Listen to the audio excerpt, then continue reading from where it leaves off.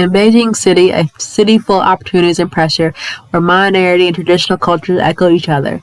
The small pavilion located in a quiet alley at the foot of the CBD is the gathering place where various elements collide and fermented. It has no eye-catching sign and luxurious decoration, making it easy to overlook when passing by, but familiar guests know that this small, warm space you can unload the fatigue of the day and enjoy a comfortable time.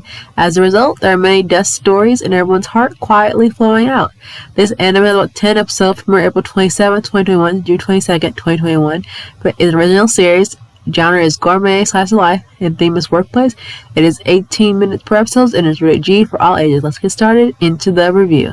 What I really liked about this anime, Dining of Lee Link, is that the lovely aesthetics of the food being cooked, especially that of Chinese culinary cuisine.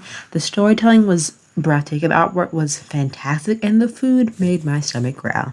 And that's why I gave for watching any food anime on an empty stomach. But going back to the story, it does a good episode of telling about who's specific characters that entered Mr. Lee's restaurant and who kind of go to his restaurant for help or guidance or maybe just a warm meal. And the first 3 episodes kind of center around the characters who he helped and their situations and their mini story arcs. They have each of them going through some difficult obstacle in their life, whether it be a parent disagreement or a divorce, or for some people maybe a relative moving in, then kicking them out, and the parents not approving, and just so forth. So I always look at the little summaries that I found like that were a little interesting, and the mini arcs that were in this story that kind of played out, but it always centers back to Lee and his cooking, and where that was the more central focus of the story. I really liked it a lot because for his role, interacting with these characters wasn't very indirect, as most times when you have main characters interact with other characters, they're very direct, but for his approach, it was very indirect, which I really liked a lot.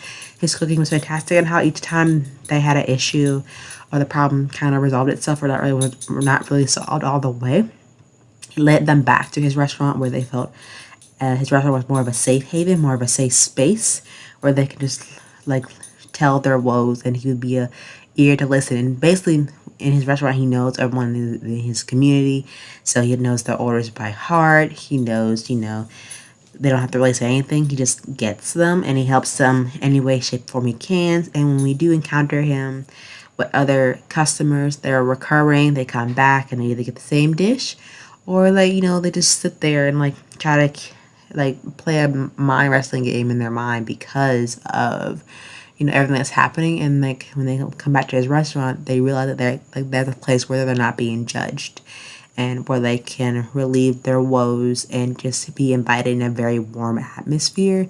Now, with that being said, it's very short, only 10 episodes, which I thought was very sad because the way it ended on that episode made it oh, we're going to get another season. And then you look at it, you're like, we're not getting another season, sadly. So you're just like, dang it, it was really good, but why did it just end right there?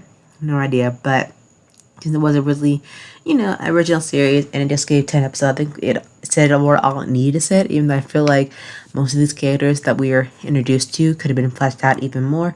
But that just depends on the creator of the anime itself, especially this being a Chinese, centered theme anime, that they probably thought one season was enough, and it wasn't really another nuance or want for another season, sadly. But I really did enjoy this anime. I thoroughly enjoyed it a lot, especially when you're looking back at all the food. The food looks so good, and it just look at that, look at the food, look at how the meat is glistening and the fries are just gleaming in the light. That looked good, and I want to eat it. I want to eat all of that.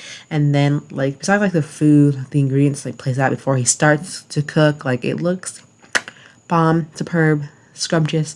But I think that was any food anime, as long as you could really be able plating a good dish, it looks well, and the characters looks so happy eating. I wish I was actually eating a dish too.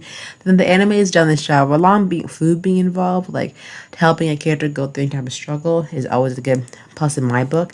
So I give this a 6.5 out of 10. I really wish there was another season, sadly, because I was just really drawn to the characters that I was introduced to, including Mr. Lee himself. But he did a good job making his dishes relate to his customers and just making them enjoy a home cooked meal that they probably wouldn't get anywhere else. But definitely check out the Dining of Lee link and let me know what you think. Until then, bye.